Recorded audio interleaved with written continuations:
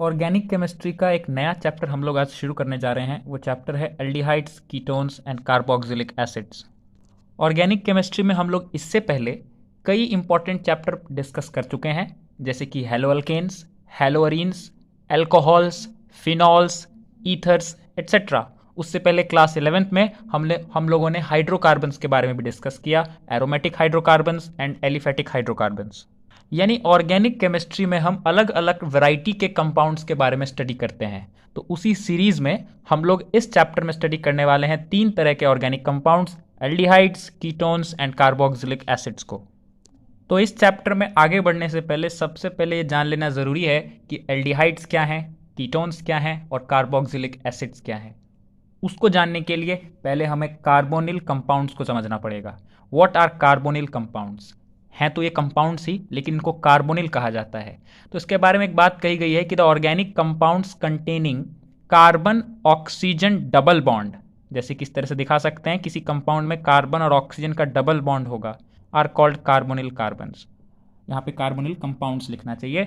तो organic compounds जिसमें carbon और ऑक्सीजन का डबल बॉन्ड प्रेजेंट हो, तो ऐसे सभी कंपाउंड्स को हम एक कैटेगरी में रखते हैं, उनको कहते हैं कार्बोनिल कंपाउंड्स। और जिस कार्बन के साथ ऑक्सीजन डबल बॉन्डेड है उस कार्बन को कार्बोनिल कार्बन कहा जाता है। तो ये एक नई टर्म हमने सीखी है, कार्बोनिल कंपाउंड्स। इसका मतलब हम लोगों को क्लियर हो गया होगा। और एक बात ये भी कही गई है कि एल्डिहाइड्स हों, कीटोन्स हों या फिर कार्बोक्सिलिक एसिड्स हों, आर कार्बोनिल कंपाउंड्स। इसीलिए कार्बोनिल समझना ज़रूरी था और इसीलिए इन तीनों कंपाउंड्स को हम एक साथ स्टडी करेंगे, क्योंकि तीनों ही एक ही ग्रुप के अंदर आने वाले कंपाउंड हैं, कार्बोनिल।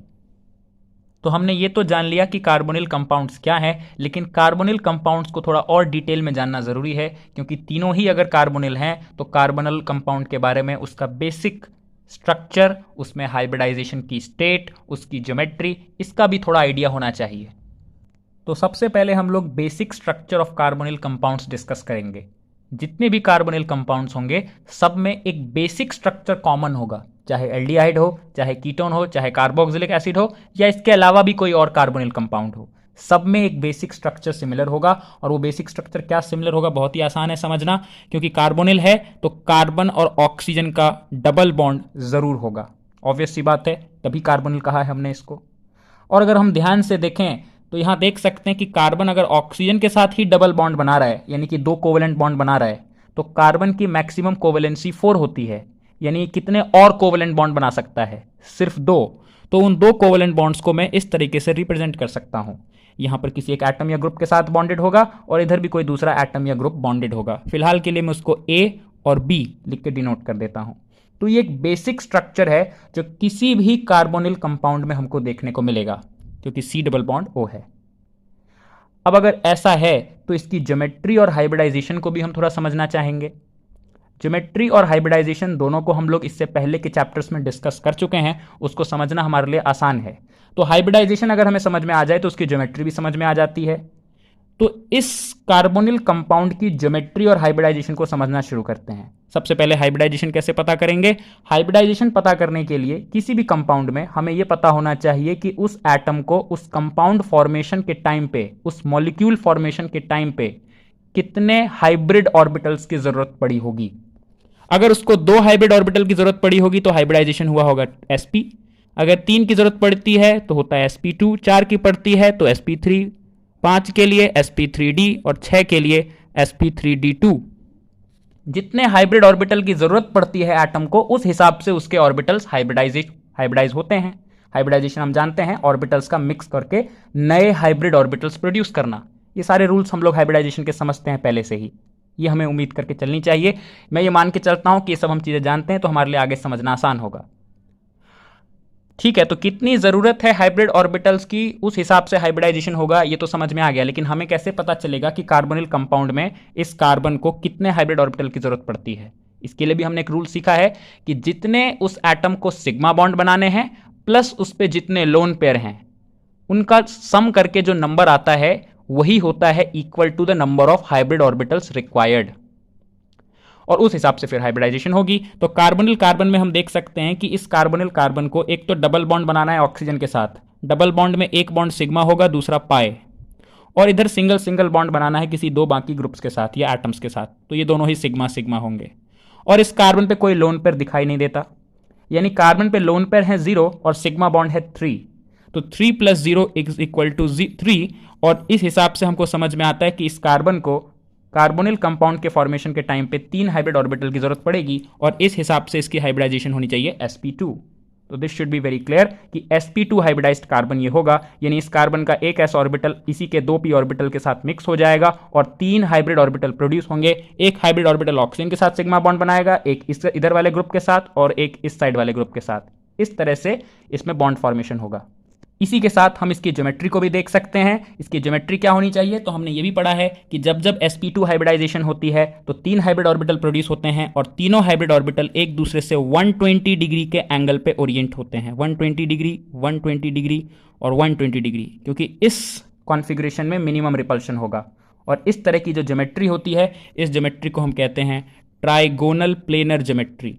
तो ट्राइगोनल प्लेनर ज्योमेट्री होगी इस कार्बोनिल कार्बन के अराउंड, हम ये भी समझ सकते हैं। तो हमें कार्बोनिल कंपाउंड समझ में आया, उसमें कार्बन की हाइब्रिडाइजेशन समझ में आई और उसके अराउंड की ज्योमेट्री समझ में आई। ये भी बात समझ सकते हैं क्योंकि ये प्लेनर है, इसका मतलब ये सारे एटम्स और ये बॉन्ड्स एक ही प्लेन पे लाई करेंगे। जिस प्लेन पे कार्बन होगा उसी प्लेन पे ऑक्सीजन भी होगा, उसी प्लेन पे इधर वाला ग्रुप भी होगा और उसी प्लेन पे ये वाला ग्रुप भी होगा। सब कुछ एक ही प्लेन पे है, इसीलिए ट्राइगोनल प्लेनर ज्योमेट्री है ये। इतनी बात चाहे कोई भी कार्बोनिल कंपाउंड हो सेम होता है। फिर यहां से अब डिफरेंस क्या क्रिएट होगा वो हम आगे देखते हैं। कैसे एल्डिहाइड कीटोन से डिफरेंट होता है और ये दोनों कार्बोक्सिलिक एसिड से डिफरेंट होते हैं, या कार्बोक्सिलिक एसिड इन दोनों से कैसे डिफरेंट होता है ये समझते हैं, जो कि बहुत ही आसान है। तो अब हम उसको देखते हैं। यहां पर मैंने तीनों को अलग अलग करके सेपरेट करके लिखा है, aldehyde ketones and carboxylic acid. सबसे पहले तो हम एक कॉमन चीज देख पा रहे होंगे कि तीनों में एक ही जैसी ज्योमेट्री है, trigonal planar, trigonal planar, trigonal planar. तीनों में ही carbon double bond oxygen, carbon double bond oxygen और कार्बन डबल बॉन्ड ऑक्सीजन भी दिख रहा है, क्योंकि बेसिक स्ट्रक्चर तो तीनों में ही सेम होगा, तीनों कार्बोनिल कंपाउंड है। तो फिर डिफरेंस किसका है? डिफरेंस यहां पर इस ए और बी का क्रिएट हो रहा है।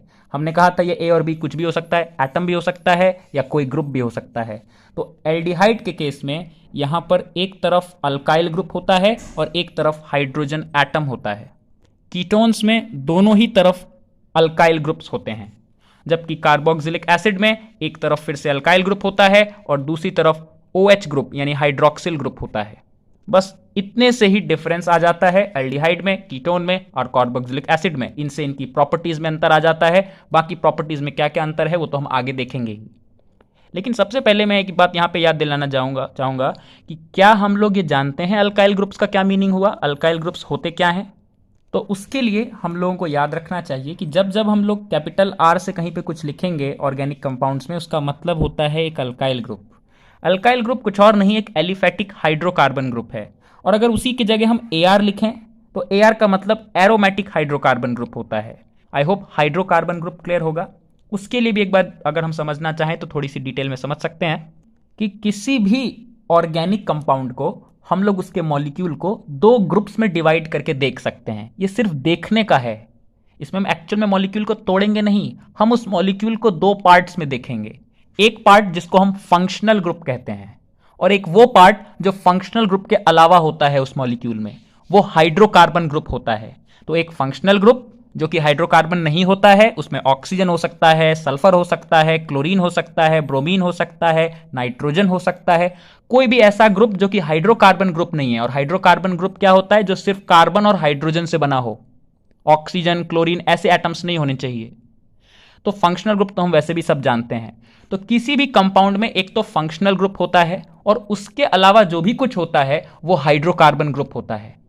लेकिन हाइड्रोकार्बन ग्रुप दो तरह का हो सकता है, एक एलिफैटिक और एक एरोमेटिक।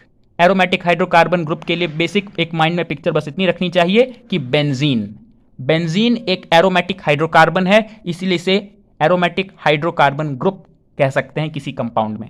और बेंजीन के अलावा जो बाकी कंपाउंड्स होंगे वो एलिफैटिक होंगे। लेकिन याद रखना चाहिए यहीं से कि जरूरी नहीं है कि सिर्फ बेंजीन ही एकमात्र एरोमेटिक ग्रुप हो सकता है, बहुत तरह के एरोमेटिक ग्रुप्स हो सकते हैं। लेकिन हमारे सिलेबस में क्लास 12 तक हमारा फोकस मेनली बेंजीन पे रहता है, इसीलिए तो एक डिफरेंशिएट कर सकते हैं कि जब जब एरोमेटिक होगा तो बेंजीन ग्रुप, और इसके अलावा अगर कुछ हुआ तो एलिफैटिक ग्रुप। इसीलिए जनरली रिप्रेजेंट ऐसे किया जाता है कि अल्काइल ग्रुप ये है और इसके साथ कोई फंक्शनल ग्रुप हो सकता है, जैसे कोई हेलोजन हुआ तो bromine, chlorine, fluorine and anything. अगर OH ग्रुप हुआ तो ROH। अगर हम कहें कि एल्डिहाइड ग्रुप हुआ तो अभी हम लोगों ने देखा CHO, हम लोग बाद में भी बात करेंगे, तो ये CHO ग्रुप। लेकिन ये बात याद रखनी चाहिए कि ये अल्काइल ग्रुप होता है, ये एलिफैटिक हाइड्रोकार्बन ग्रुप है। और अगर इसी की जगह AR-BR कहेंगे इस तरीके से, तो ये भी एक कंपाउंड है, ऑर्गेनिक कंपाउंड। इसमें BR वंस अगेन एक ऑर्गेनिक कंपाउंड हुआ, लेकिन इस बार जो इसमें हाइड्रोकार्बन ग्रुप है वो बस एलिफैटिक नहीं है, वो एरोमेटिक है। और एरोमेटिक और एलिफैटिक का डिफरेंस हम लोगों ने क्लास 11th में पढ़ा है और बेसिकली हमको पता है, तो ये मैं मान के चलता हूं कि हमें पता होना चाहिए। और AROH हो सकता है, इसी तरीके से ARCHO हो सकता है। तो इस तरह से ये हाइड्रोकार्बन ग्रुप्स हैं, R या AR। और इसीलिए मैं यहां पर एक बार करेक्शन कर दूं कि एल्डिहाइड में जरूरी नहीं है कि सिर्फ R ही हो, यहां पर AR ग्रुप भी हो सकता है। यानी एक तरफ या तो एरोमेटिक या एलिफैटिक, यानी एक तरफ कोई हाइड्रोकार्बन ग्रुप होना चाहिए, चाहे एलिफैटिक चाहे एरोमेटिक, दूसरी तरफ हाइड्रोजन। जबकि इनमें दोनों ही तरफ हाइड्रोकार्बन ग्रुप होना चाहिए, वंस अगेन, चाहे एलिफैटिक हो चाहे एरोमेटिक हो। और वंस अगेन एक और बात, दोनों तरफ जरूरी नहीं है कि सेम तरह के ग्रुप हों, इधर कुछ अलग ग्रुप हो सकता है लेकिन हाइड्रोकार्बन ग्रुप होना चाहिए, इधर कोई डिफरेंट हाइड्रोकार्बन ग्रुप हो सकता है, दोनों डिफरेंट भी हो सकते हैं, ये भी याद रखेंगे। सिमिलरली कार्बोक्सिलिक में भी एक तरफ या तो एरोमेटिक या एलिफैटिक हाइड्रोकार्बन ग्रुप होगा, लेकिन दूसरी तरफ हमेशा OH होना चाहिए, ये डिफरेंस है। तो बेसिक सिमिलैरिटी क्या है वो भी हमने डिस्कस किया, और डिफरेंस इन तीनों में क्या है वो भी डिस्कस किया। मेन इन्हीं की वजह से इनकी फिजिकल और केमिकल प्रॉपर्टीज में बहुत सारा डिफरेंस आता है, वो इसी चैप्टर में हमको पढ़ना है। इस चैप्टर में कुछ और कंपाउंड्स के बारे में हम लोग बात करेंगे बीच बीच में, इसीलिए उन कंपाउंड्स को भी एक बार इंट्रोड्यूस करना सही होगा। तो एक एक करके इन कंपाउंड्स को देखते चलते हैं। एक है असाइल हैलाइड। असाइल हैलाइड क्या होता है? C डबल बॉन्ड O, एक तरफ वही हाइड्रोकार्बन ग्रुप चाहे एलिफैटिक या एरोमेटिक, दूसरी तरफ एक X लिखा है मैंने, X for any halogen, fluorine, chlorine, bromine और आयोडीन, कोई भी हैलोजन हो सकता है। तो ये असाइल हैलाइड, इस तरह का कोई कंपाउंड असाइल हैलाइड कहलाता है। समझ गए होंगे। ये भी देख सकते हैं कि ये भी एक कार्बोनिल कंपाउंड होगा, क्योंकि इसमें भी C डबल बॉन्ड O है। जिसमें C डबल बॉन्ड होगा उसको कार्बोनिल कंपाउंड की कैटेगरी में रखा जाएगा, तो ये भी कार्बोनिल है। दूसरा एग्जाम्पल है हमारे पास अमाइड का। अमाइड में क्या है? C double bond O, once again एक तरफ हाइड्रोकार्बन ग्रुप चाहे एलिफैटिक या एरोमेटिक, दूसरी तरफ nitrogen atom. Nitrogen atom bonded होना चाहिए दूसरी तरफ कार्बन से। नाइट्रोजन खुद किसी के साथ भी बॉन्डेड हो सकता है, लेकिन कार्बन के साथ दूसरी तरफ नाइट्रोजन एटम बॉन्डेड होना चाहिए। ऐसा कोई भी कंपाउंड अगर होगा उसको हम अमाइड कहेंगे। बहुत तरह के वैरायटी के अमाइड होते हैं हमारे पास, लेकिन फिलहाल हमको कम से कम ये आइडिया होना चाहिए कि अमाइड किस क्लास के कंपाउंड को कहते हैं, असाइल हैलाइड किस क्लास के कंपाउंड को कहते हैं। ठीक इसी तरीके से एस्टर, इसकी बात हम लोग पहले कई बार कर चुके होंगे। एस्टर भी यही है, C double bond O, once again carbonyl carbon है, कार्बोनिल कंपाउंड की कैटेगरी में आएगा। एक तरफ हाइड्रोकार्बन ग्रुप होना चाहिए, दूसरी तरफ थोड़ा ध्यान दें, दूसरी तरफ इसमें एक ऑक्सीजन होगा और वो ऑक्सीजन किसी हाइड्रोकार्बन से बॉन्डेड होगा। इस तरह से अगर कोई कंपाउंड होता है इसको एस्टर कहते हैं। और फाइनली एक और कंपाउंड है हमारे पास, एसिड एनहाइड्राइड। एनहाइड्राइड के बारे में हम ऑलरेडी काफ़ी चीज़ें जानते हैं। तो एनहाइड्राइड क्या होता है? Once again C double bond O, एक तरफ हाइड्रोकार्बन ग्रुप, दूसरी तरफ फिर से ध्यान दें, दूसरी तरफ एक ऑक्सीजन होगा और फिर उसके बाद फिर एक कार्बोनिल कंपाउंड होगा, कार्बोनिल कार्बन होगा, C डबल बॉन्ड O, और उसके साथ फिर एक एरोमेटिक कार्बन, यानी कि एक तरह से सिमेट्रिकल कंपाउंड हुआ। बीच में अगर हम देखें C double bond O, single bond O, C double bond O, RR। और हम आगे जाकर के इसी चैप्टर में देखेंगे कि किसी भी एनहाइड्राइड को अगर हम कंडेंस करवाएं दो एसिटिक जो कार्बोक्सिलिक एसिड्स को, तो हमको एनहाइड्राइड मिलता है। कार्बोक्सिलिक एसिड्स को कंडेंसेशन जब उनका करवाते हैं तो इस तरह से कंपाउंड फॉर्म होते हैं, एसिड एनहाइड्राइड कहलाते हैं वे। लेकिन जो भी हैं हमको कम से कम पता होना चाहिए कि एसिड एनहाइड्राइड्स हैं क्या।